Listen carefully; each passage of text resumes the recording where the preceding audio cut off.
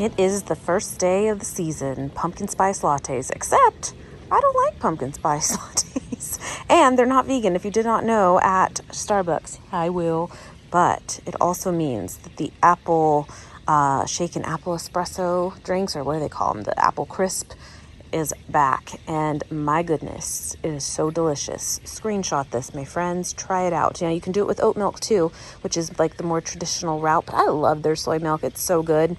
But this is vegan, and it is a fantastic little treat. That's for sure. So, anyway. I'm gonna have a piece of toast. Would you like a piece of toast?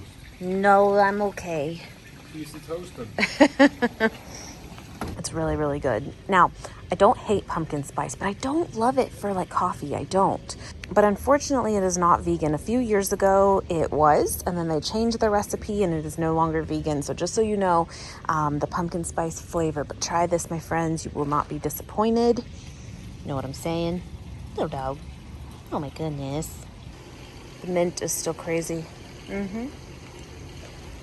Apparently, mint can withstand like crazy heat too. Who knew? Now, I did lose some peppers. They actually even fell off, but the plant itself is doing great. That's my poblano plant. I got like a couple off of there, but they never got really that big. And that's another poblano plant. But it's still holding on. It is. Sweet girl.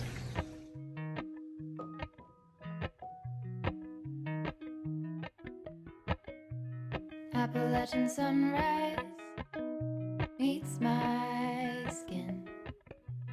Even with my eyes still closed, I feel it coming in. Golden, I'll follow only golden. Golden, golden things. Hi, buddy. Hi.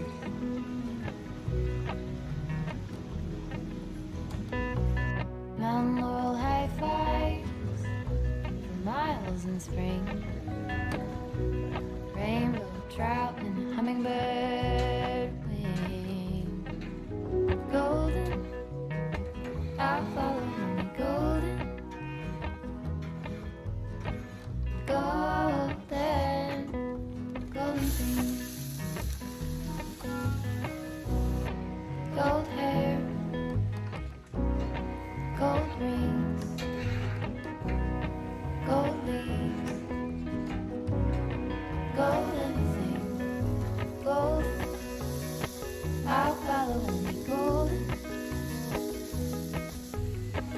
golden, golden things.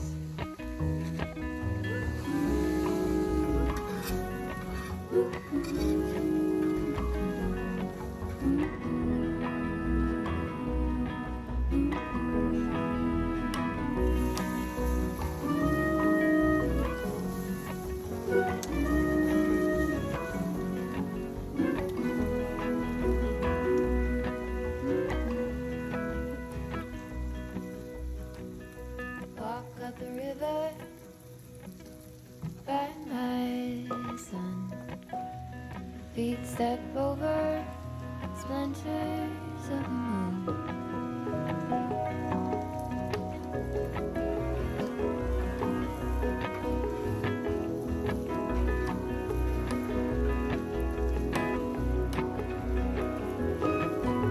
Golden, I'll follow only golden. Golden, golden things. Gold birds, gold string, gold words, gold anything, golden. I follow only golden, golden, golden, golden things, golden. We do this every day, and I'm still so amazed by you. So hold me tight through the night.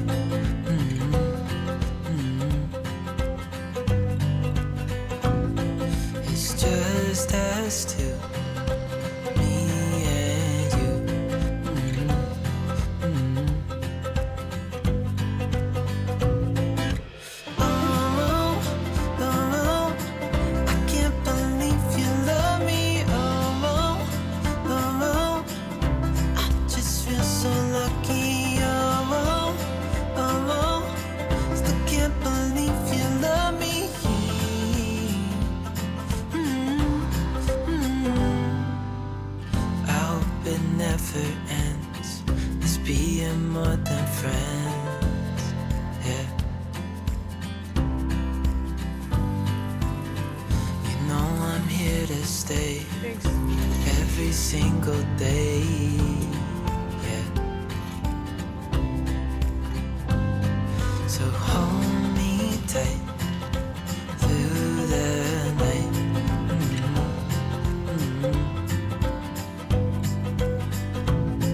It's just us two, me and you.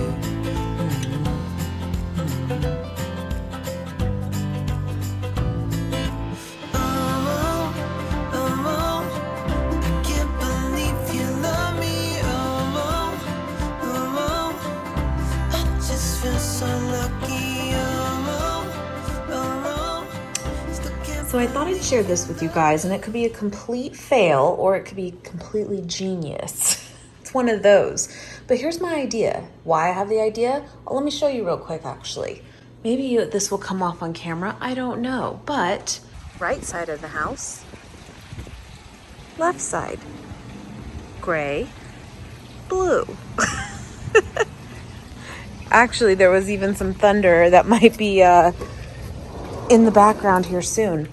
And it happened last night too. I know, dog. So I thought it would be good at soup weather. Don't ask me what temperature it actually is still outside because it's nearly 100 degrees. But I still have this idea. But here's what I'm thinking. Chicken Alfredo with broccoli. I need to grab the broccoli still. I believe I have that. Chicken broccoli Alfredo, right? But make it a soup. Huh? Am I onto something? Okay, here's the idea. I need to rehydrate this because then I actually used half of this bag a few days ago and did like a spaghetti with it. This is so good and not talked about enough. Like, it's so delicious. If you've never had this before, I feel like the Butler brand is pretty popular too. This is what they look like when they're still like hard. And you rehydrate them by just sitting them in a thing of water submerged for like 10 minutes. Now, I am making soup. Could I just throw these in, to the soup pot when the liquid's all in it and it would rehydrate that way and be edible? Yes. But what I like to do is rehydrate it for like 10 minutes in a thing of water separately, then put it in like your skillet pan and season it up and brown it up just like you would do with a lot of like the mock meats and stuff. And I just think it gives it like a much better texture. So that's what I'm going to do. I'm going to sit this in a thing of water here, but it's so good. If you've never had it, I definitely recommend it. It's sometimes hard to find though, and you'll even see there like you can use it for so many things, but look at the protein and the calories and the fats and carbs, like for what it is packed. It's really good. So there's going to be my chicken. Got some onion and garlic, of course. I'm going to use this, the Simple Truth plant-based Alfredo. You guys know I'm obsessed with this. I love it. If you do not have this, I get it at Smith's, also known as Kroger. Obviously, just kind of like substitute your own sauce recipe that you use. That would work too. Why not? But I love this. It's really good. I'm going to use this pasta right here since I have it. A little bit of everything. This is fairly new at Trader Joe's, but any pasta, of course, would work. And then I may not use this, but I was just thinking if it doesn't seem like thick enough and it needs a little more, I'll probably add this, but I'm not sure yet. And then this is a great thing to have in your pantry, especially as we come into the fall, winter months. Can you tell that I am ready for that? Because I really am. And this is great. I got this one specifically at Costco, and it's the bigger size. It's really good to flavor up. I mean, you can do it just veggies too, but basically like you would like the bouillon cubes and just put it into like soups and stuff. 100 servings in it. Now, yes, do we go a little heavy sometimes? Yes, but it's really good. Just be careful. They do have like a chicken and beef one and all that, and those ones are not vegan, but this one is. Maybe add some nutritional yeast in it too if it like needs a little bit more like cheesy flavor, plus it's just good for you. These are the seasonings I'm going to use. By the way, okay, it's not really gross looking. I just hit it though, and that's made me think of it. Otherwise I wouldn't show you, but it's really not that bad looking, but I totally cut my finger on a knife. The other day. It's healing really good, but it's tender, Anyway, don't do that. Green Goddess seasoning blend I'm going to use. This is a really good one. And then this is actually what Nate brought home when he went on his Napa trip, which, by the way, at the end of this vlog, I'm going to share a little bit of that with you. He brought this home, and it is so delicious. I'm kind of bummed, though, because clearly we're not going to be able to get it again. But it's just like a blend of like salt and garlic salt and whatever else that's just yummy good. They gave that to him, so we've been using it. Got oregano and parsley and then some pepper, and then this I'll probably add like on top once it's all done. But I am loving this. This is like a new favorite of mine for sure. The green and red Hatch chili flakes from Trader Joe's. Delicious. I don't feel like it's overly like spicy too. Like, I mean, it's got a little bit to it, but it's really, really good. Definitely recommend it. Oh, let me grab the broccoli. By the way, I got that at Whole Foods the other day. The La Colombe, is that how you say it? Coffee. I've seen a lot of people talk about it and I wanted to try it out, and it was also on sale as well again as these Califia cold brew coffees, which are also really good. So I grabbed a couple more of those too. Just gonna use this broccoli here. But let's hydrate this. And I'll show you what it looks like too if you've never like played with it.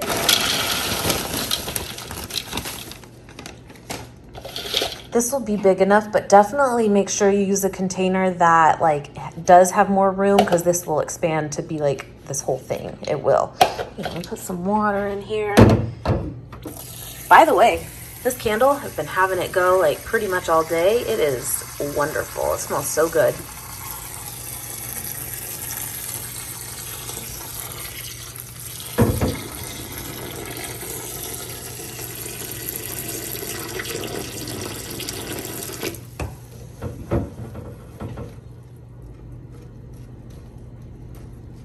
Push them in there in like 10 minutes. That's all it really is.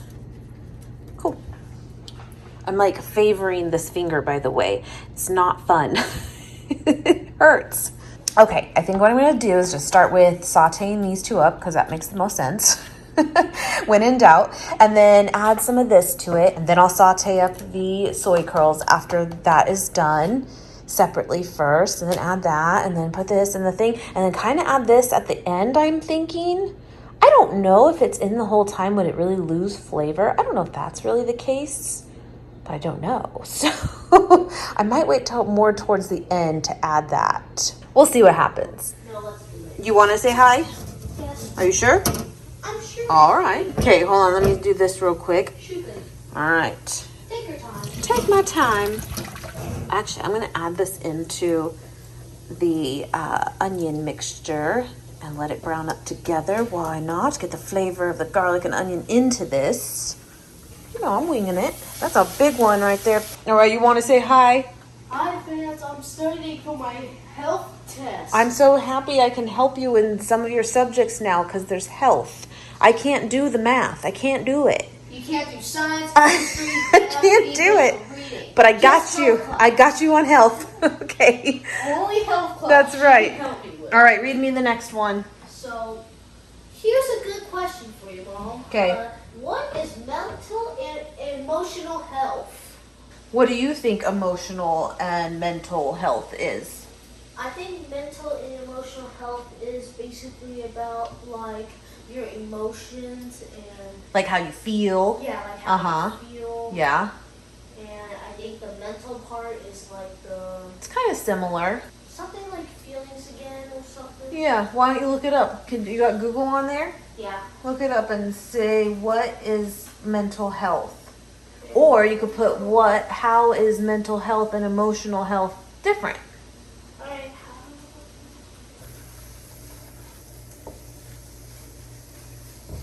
Mental health is the ability to think clearly and make good decisions. Yes. So emotional is about your feelings. The mental is about the ability of thinking clear and making good decisions. Good for you. That's a great way to describe it. Yep. Very good.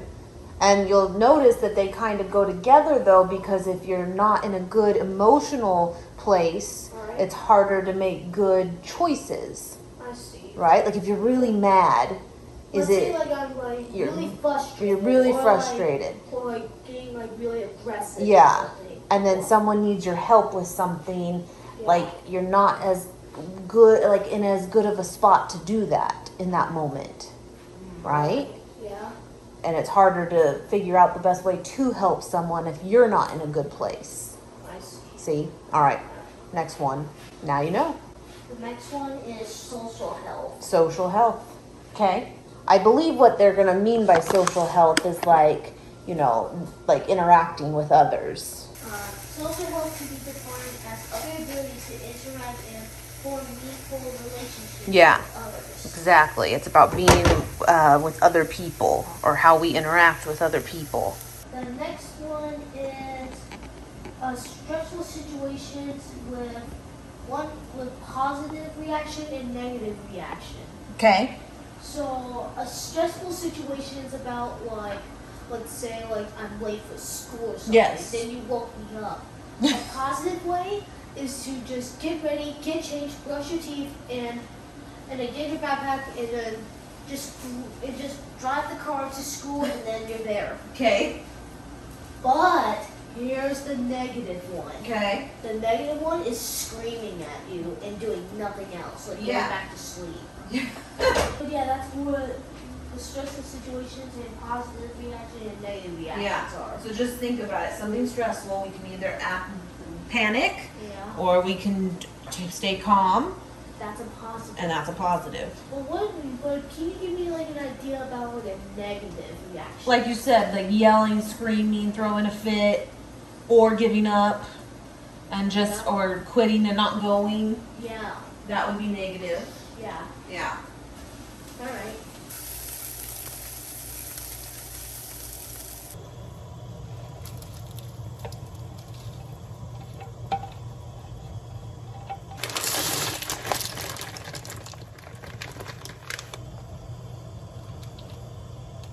Okay, so here's what it's looking like with the pasta done, but not the Alfredo sauce in it yet. I just want to make sure that the broccoli's, I was going to like, does a fork go through it? It absolutely does. Okay, so I think it's done basically. Now I'm going to add the sauce to it. I'm going to turn this down a little bit. I don't know what I'm doing. And we'll just see what happens here. Now we want all that goodness. I'm going to put a little water. Shake out the rest. I don't even know if you'll really like see it. Like in my head, it's gonna like look like what it looks like in the jar, but obviously with all the liquid, I doubt that's true, but you can tell it actually changed it a little bit. I will just give it a taste and then see if it needs that coconut milk or maybe the nutritional yeast. That's just probably a good idea to add anyway. It's just so good for you and it tastes good anyway, you know? I'll tell you what, it smells really good and now I'm totally smelling that Alfredo sauce. Okay, I'm going to literally do that. Let it cool. We're gonna go in for the bite. It's delicious, my friends. I just ate that and it tastes exactly, I'm not making this up, like I wanted it to taste. Okay, now look out. But change nothing. I add more pepper because I like pepper. But again, I'm going to put that Hatch chili flake on top when I like make my bowl. Okay, it could be a little thicker. I will say that. So maybe I should have, okay, next time, put a little bit of like cornstarch or arrowroot powder in with the mixture of like the onion and the soy curls when you're cooking that up. And then when you add like it into the liquid, that would thicken it up. That totally would. Now you can let it reduce, but I don't want it to get like super mushy, you know? That's the only thing I would change. It's really, really good. Okay, well, I'm going to toast me up some sourdough bread and have some dinner. And if you remember, I got these for Christmas from my mom and dad from Costco because I went on a little shop with me type thing. And I said, I really wanted these as much as I do not need them. And she heard that, and that was my Christmas gift. And I love them. Yes, I do, for this exact reason. Okay, I did add a tiny bit of nutritional yeast just because why not? But again, I did not do the coconut milk. It did not need it. So, I mean, again, it might make it a little bit like creamier and thicker, but it really doesn't need it. So, well, there's a big one. It's mine. I'm just gonna do this.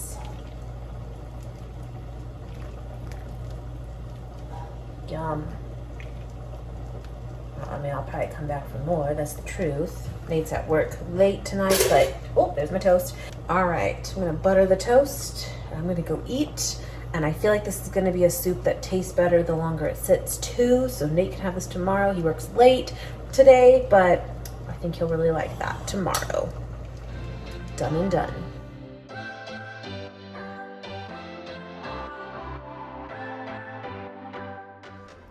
So, I went on a Napa trip, and I wanted to share with you guys some of the pictures that I went and took while I was there of glorious foods that I had.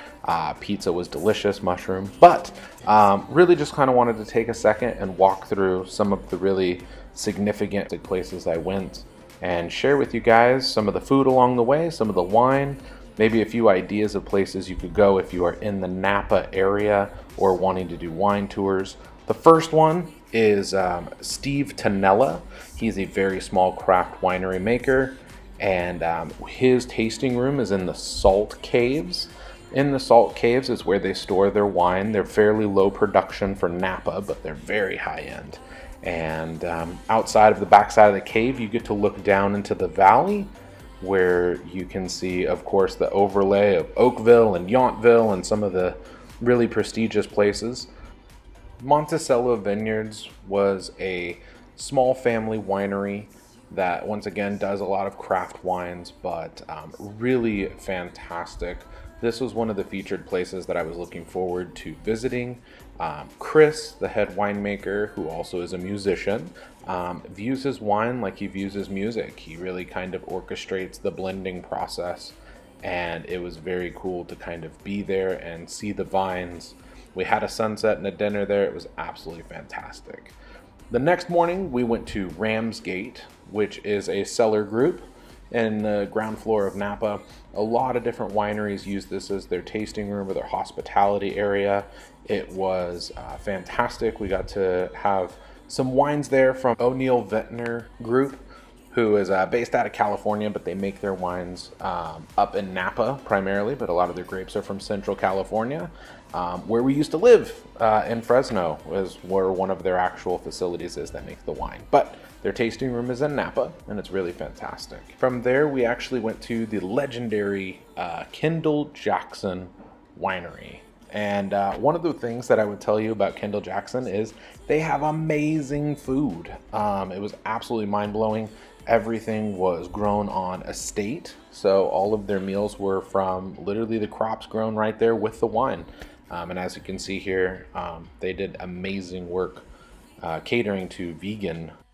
I am at the Pijou Winery, and it is one of the most spectacular things that I have seen so far in wine country, as far as man-made or presentation of a winery is concerned, and it is glorious. Gonna just do a quick video walking through before I kind of got off the bus quick. So I'll walk you through. Wow. Yeah, it's wild. Yeah, and it keeps going. There's like a whole thing back here.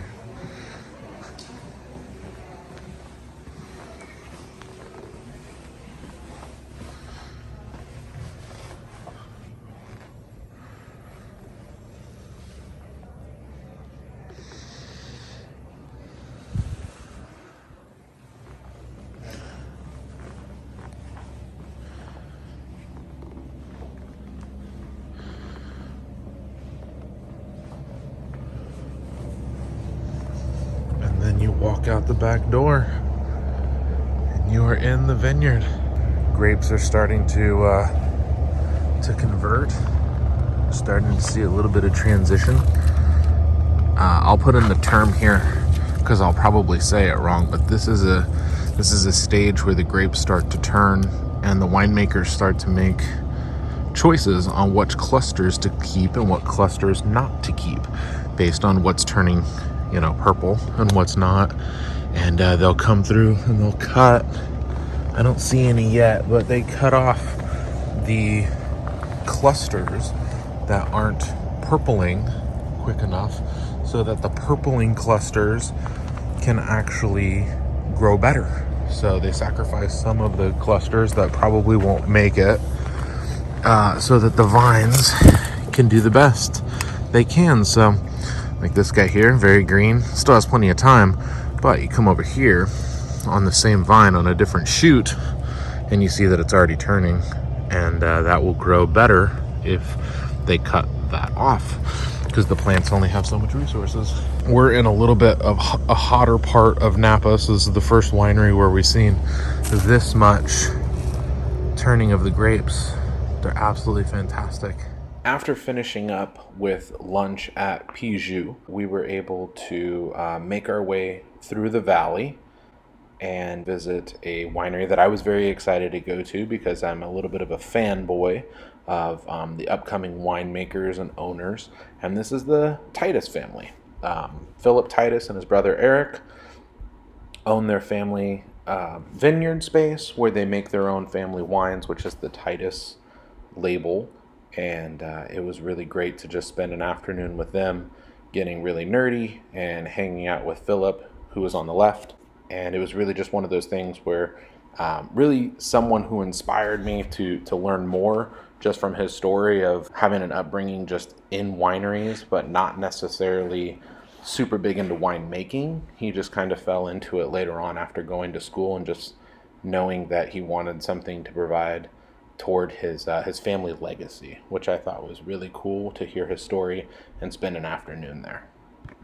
Lastly, we moved along to Baldacci Vineyards. I have no idea how the audio is going to work, but I am at Baldacci Vineyard and Winery, and I am in their cave, which goes on for ever and a day, built into the side of the mountain underneath where the original home was built on top of the hill, and the vineyards are above us. And one of my favorite wines, which is called Brenda's Vineyard, is literally above me, and I am surrounded by barrels of the future of it, which is super cool. And I'm all alone in the cave because everyone's finishing dinner and I ran away to come down here. But I wanted to share with you guys the amazingness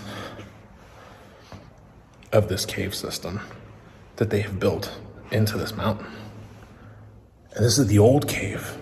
I'm in the old part right now. There's a new part all the way down here. But amazing wine. People are absolutely crazy. My teeth are purple, by the way. There's a lot of wine today, but absolutely amazing. Michael, the son of the owner, is the head winemaker. Tom Baldacci, the owner and the dad, has made an idea that he's been here 25 years, and it's his project, and it's something that he wanted to do, and it's amazing to be in a place where great people make great wine, and they're about family, and yeah, they just tell their stories and share their vision and their wine and invite us in like family. I don't know anybody else who's allowed to come down here. I don't know if I'm even supposed to be down here, but there is magic in the wine world that happens down here that most people will never see. And they expanded the winery into the cave for a lot of different reasons, and their wine is absolutely amazing. So as I'm walking past some of their equipment and some of their barrels and things like that, there's just amazing things that I'm getting to explore, and I'm glad I get to share with you guys. I think I finally reached the end. But if you've never tried Baldacci wines, please do. But other than that, that's what I got. Hope everyone kind of enjoys the pictures and the show and what I had an opportunity to share. And so thank you.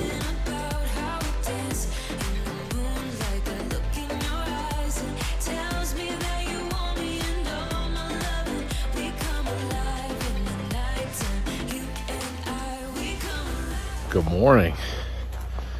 We are on top of Spring Mountain this morning at the Barton Vineyard and Winery. It's a very closed gate winery. It's almost impossible to get up here. You have to have a pretty agile vehicle to get up here. I have no idea how the bus made it. The Barton Estate was a vineyard and winery group that was legitimately the most breathtaking sites to really go and see from just a perspective of nature and this space where they grow these fantastic grapes for these wines. And it really is about the earth, and it's about the valley, and it's about really the place itself and what it's supposed to be in its wines.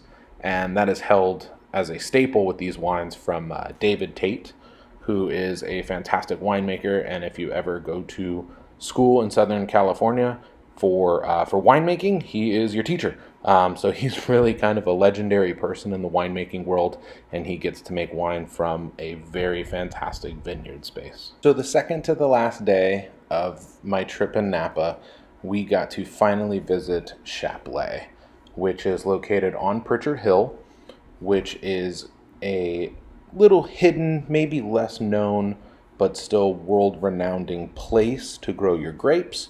There are very few families on Pritchard Hill, and Chapelet is one of them. Really, we got to spend a good portion of time here. They did dinner as well, and we got to spend time with, once again, Philip Titus, he is the head winemaker here, along with his family estate.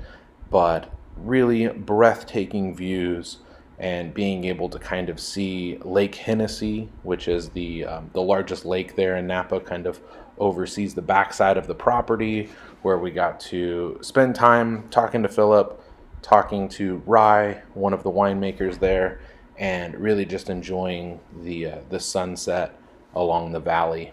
Kind of speaks for itself with its beauty. And then that's how we finished up our second to last night. The next morning, we got to head off to Blanquier. It is a winery in the ground floor of Napa that makes pretty much perfect wines. They get 100 points wines every year. This is Paradise Hill, where I got to actually go and see another just vineyard space of Napa that's pretty world renowned. And then lastly, finishing up the trip, we got to go to Amici Wine Group cellar and see some of the vineyard spaces there. Amici is all about family and friends, and it was probably one of the most down-to-earth places you can go. Their dog runs the property free. That's Drake, and they catered in fantastic food for us. And we just got to spend an evening kind of wrapping up the night with one of the best kind of wine partners that we have at Total Wine. Really just kind of thankful for getting to see the spaces and learning a lot. And I'm glad I was able to bring you guys along with the journey. And hopefully, in the future, we go back to this space, me and Kim, and we can share even more.